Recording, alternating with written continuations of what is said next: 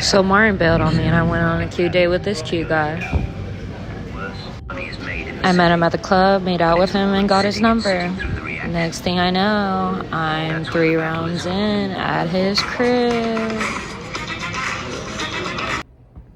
He's pretty chill. He didn't mind me filming as long as like I wasn't like degrading him, but nah.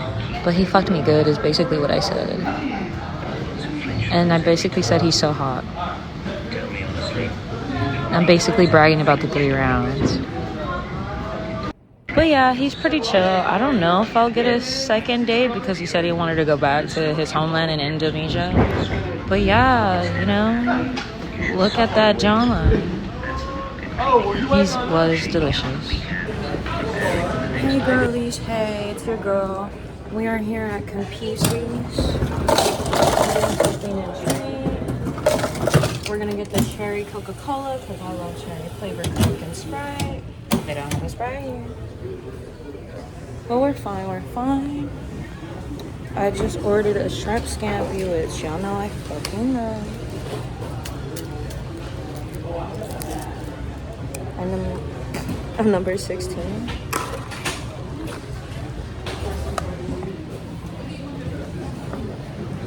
Delicious.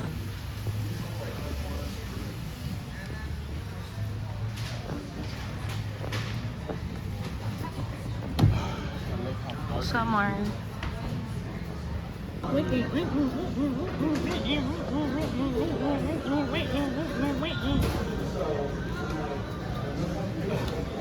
Oh.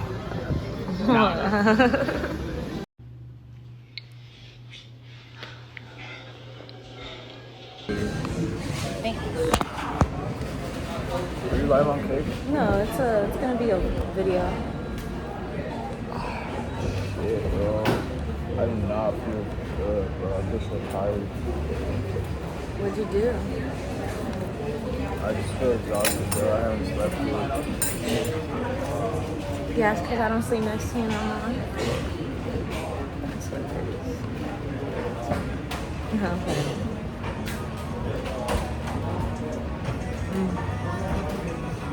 I love the salad here at Campese's.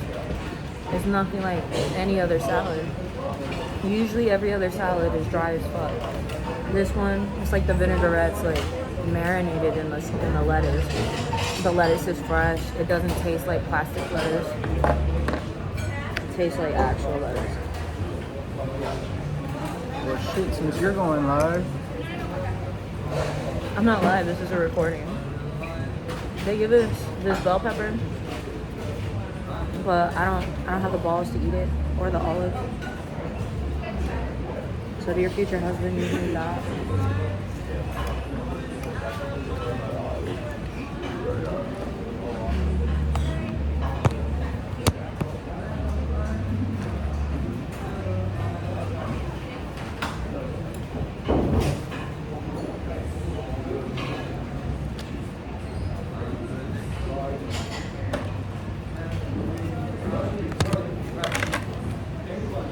Hey, look, it's only Monday. And look how up I am on the trading account.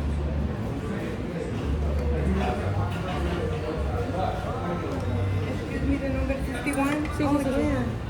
I know. Gracias, amor. Gracias. Todo, ¿verdad? Sí, provecho. They gave me toast. This is what's different in 2026. Look how up I am on the They gave me a fuck ton of shrimp scampi. I got spoiled today. This is Martin.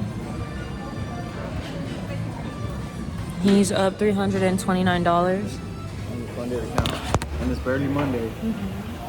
First day of the week. And I'm preparing for a serious tennis match with Martin.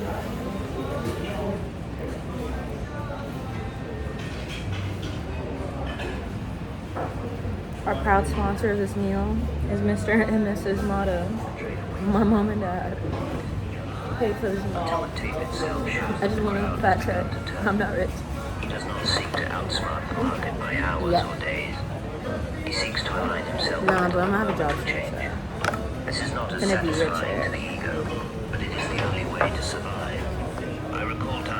judgment told me the market was finished with its rise, that stocks were overvalued, that a crash was certain. Put it over there. I sold, I shorted. I took my stand, and I watched in horror as prices rose day after day, mocking me, bleeding me, until I had no choice but to retreat. Weeks later the crash came, as inevitable as I had known it would, but I was not there to profit. I had wasted my strength fighting the crowd too soon. I had been right, but being right too early is the same as being wrong. The market does not keep score in theories, it keeps score in dollars, and in dollars I had lost. The same happened in reverse. At the end of long declines, when despair covered the land, I would see that the market had reached its bottom. I would buy, and for a moment I would feel clever, courageous, far-sighted. Bro, this man right here has put me on multi-billion dollar trading game. He's dead. Rest in peace with Go. What's his name? Bro, this guy is a legend, bro. Like, I You can't don't even believe- wanna tell me I'm his about to name. tell you his name, but I just wanted to tell you, like, all right, before I introduce you to him, look at this book that he wrote. Oh, I've seen Edwin. I've seen that book at Barnes and Noble. Edwin left. Yeah, it's at Barnes and But Noble. no, his name is Jesse Livermore, and he profited off of the market crash from the Great Depression. Of the He 19th? profited from that shit. He profited 100 mil in 1929. 100 million. He basically profited $1 billion. Then the market would break again, dragging me down, forcing me out. Later, when the great rally began, I watched it from the sidelines. My capital too One thing that depleted to dragged take him down was advantage. the market. Once more I had been right, but That's too a soon. joke. Once more my correctness was worthless. The discipline required is almost inhuman. To see the truth, to know it, and yet to wait until the crowd confirms it. That is the task. Most men cannot bear it. They act as soon as they know, unable to sit still, unable to endure the torment of inaction. They pay the price for their impatience. The rare man who can wait, who can hold his fire until the exact moment, is the one who profits. The rest are left to boast of how they saw it coming. A poor consolation for an empty account. The irony is that the market often rewards the foolish who simply follow the crowd more than the wise who see ahead of it. The fool rides the last wave of profits before the crash, the last decline before the rally, and by sheer luck of timing he profits where the wise man loses. But this luck is not lasting. The fool will give back his profits in time, while the patient trader, if he can endure the waiting, will harvest again and again. Yet the temptation to act early, to prove oneself smarter than the crowd, remains strong. It is a temptation that has ruined many, myself among them. Being early teaches humility more brutally than being wrong. When you are wrong, you can blame your judgment, your reading of the tape, your analysis. You can adjust, you can learn. He's about to say something. But when you are right and still lose, the blow is deeper. It shakes your faith not only in your method, but in the very possibility of success. It makes you doubt whether correctness has any value at all. It is in these moments that traders are most vulnerable to despair, to rashness, to abandoning discipline altogether. And that is the true danger of being early. It does not only take your money, it takes your confidence. And without confidence, a trader is finished before he begins. To guard against this, one must remember that the market is not a place to prove oneself, not a stage for intellect or ego. It is a place to survive and to profit. To survive, one must trade not when he thinks he is right, but when the market shows that he is right. The tape does not lie, but it does not hurry either. It reveals the truth in its own time, not in yours. The trader who cannot wait for that moment will find himself punished, again and again, until either he learns or he is destroyed. There is a difference between losing and being ruined, and a man who speculates long enough comes to understand the distinction in his bones. A loss is an incident, a stumble on the path, an expensive tuition paid to the market in exchange for knowledge. Ruin is something altogether different. Ruin is final. Ruin is the point at which you can no longer play the game. The point at which the market has not only stripped you of money, but of the very means to participate. This is why survival matters more than victory. The man who survives can return tomorrow, next week, next year, and eventually he will find himself on the right side of the great swings. A man who is ruined cannot. He is out of the game, and the market does not remember him. In the beginning, when a trader first tastes the sweetness of profit, he thinks only of winning. He believes victory is all that matters, that to be right is the highest aim. He courts risk and wreck. Bro, I have never...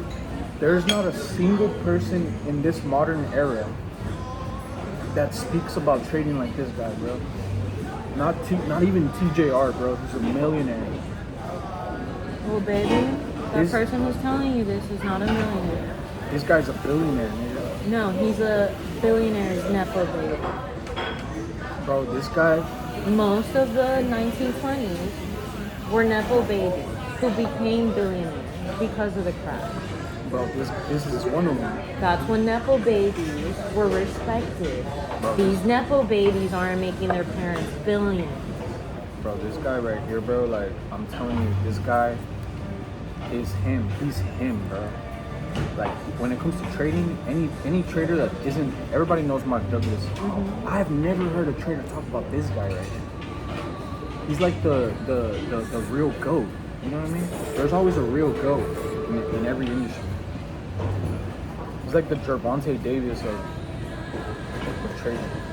Recklessly, because he imagines himself destined to win more often than I he hate loses. this new money The market nepotism. punishes this arrogance Oh, money without mercy. nepotism is where I was Even the at. cleverest trader is wrong often. Even the most Mark. disciplined speculator will find himself caught in traps. What? Shake 'em Nepo up. babies are embarrassing now because they don't profit their parents. Yeah. Old money, the reason it was old money is because the kids knew what to do with the money. This guy's old money. I want my nepo babies to be old money nepotism.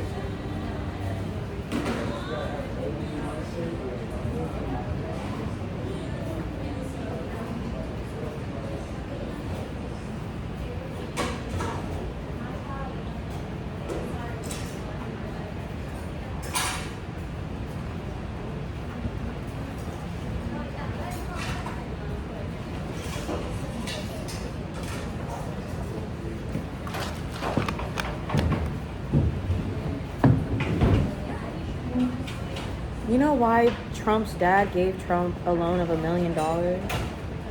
It's because Trump knows what old money nepotism is supposed By to do. fluctuations, betrayed by timing. Old money, Victory. the baby's supposed to make you money. What New can be money, it's guaranteed like is that the man who they're has supposed to preserved his spend it. I don't think so. I don't fucking think so. Listen to the audio. capital, who has avoided destruction, will still have the chance to strike when conditions align.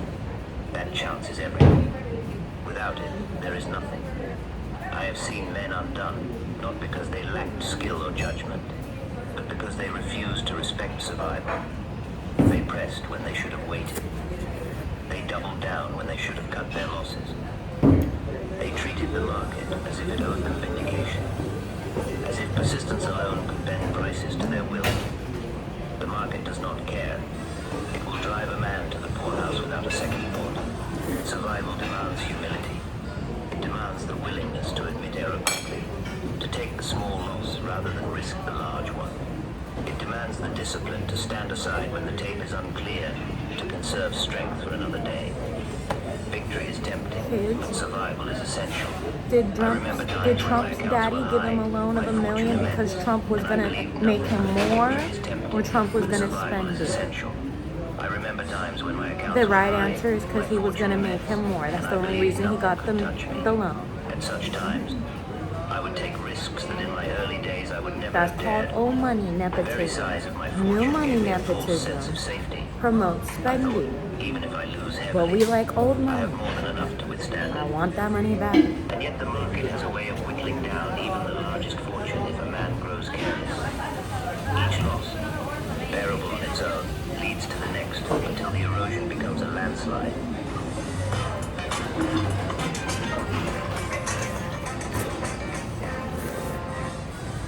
I'm Michael Will, and I started LLC TLC when I was 18. So that would have Bro, been this guy put me on so much game, bro.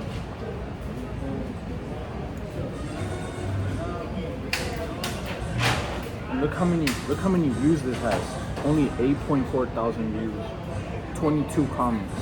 You're the last of a dying breed. Every word in this video is worth its weight in gold.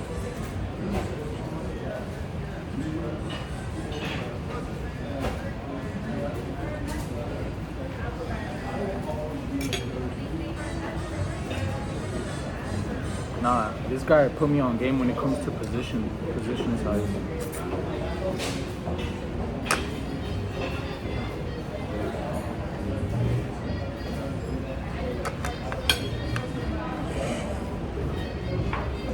Let me tell you something straight, because I don't believe in wasting time dressing up the truth. Want the toast? Rule number one, if you want to catch the big moves in the market, is this: you've got to learn to sit tight when the market is you're right. That sounds simple, doesn't it? But it's the hardest damn thing for a trader to do. Any fool can make an entry. I know. It can take a flyer But in a I'm stock. selling a salad. But how many have So the that's why I patience did to it. ride a move once it begins to unfold? And I have a That's cream where on the my money head. is made. And that's where most I have two, traders, actually. even the smart ones, lose their fortune. They can't help themselves. They jump in and out. Oh, They no. snatch at nickels while the dollars are running away. Tell me, haven't you felt that itch to grab a quick profit before it slips away? Haven't you cut a winner short, only to watch it climb higher without you? That shit sucks.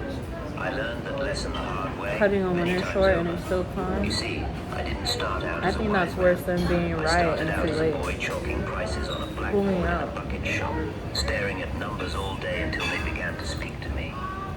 I learned the tape long before I ever learned the market. Back then, when I made a little stake, I thought the trick was to take my profit quickly. You want the rest? Sure. Before the market could turn on me. I was proud to grab a few hundred here, 1,000 Here's there. your own napkin. But the big moves, the real killings, those came only when I had the sense to hold on. Do you understand what I mean? It's not enough to be right in your judgment. You've got to be right and then have the courage to sit still. Most people can't do it. The human brain isn't wired for it. The market goes a little in your favor, and greed whispers, take it now, don't let it slip. The market hesitates against you, and fear yells, get out before you lose it all. And so they jump in and Yeah, I'm out, full. I like a can jittery prize fighter bring dancing myself around the to ring, finish it. wearing themselves down while the market, calm and steady, goes about its business. Now, tell me, do you think you can beat a force like the market by jumping around nervously? Or is it better to let the market tip its hand and then stay with it until the move is over? I remember one trade that burned this truth into me. I had taken a position. The stock began to move my way, and I got nervous. I thought, I'll be smart. I'll take my profit, and then I'll buy it back lower. Well, I sold, and the stock never looked back. It went on climbing without me, and there I was, standing on the sidelines, watching my chance at a fortune vanish because I couldn't sit still. Do you know how that feels? To be right, but to make nothing from being right. It's worse than being wrong. At least if you're wrong, you can blame your judgment. But to be right and still lose out, that's pure torment. So, Nah, for real. rule number At one least is I this. can blame my You own must judgment. recognize when you are sitting in the presence of a big move, and then you must have the iron nerve to ride it out. But here's the catch: how do you know when it's a big move? That's what every trader wants to know. Well, I'll tell you what I learned. The market talks. Not in words, but in behavior. When you see a stock break out of a range with real force, when it moves on volume and doesn't look back, that's not a small fry move. That's the start of something bigger. I'm gonna let him eat. The public doesn't move markets like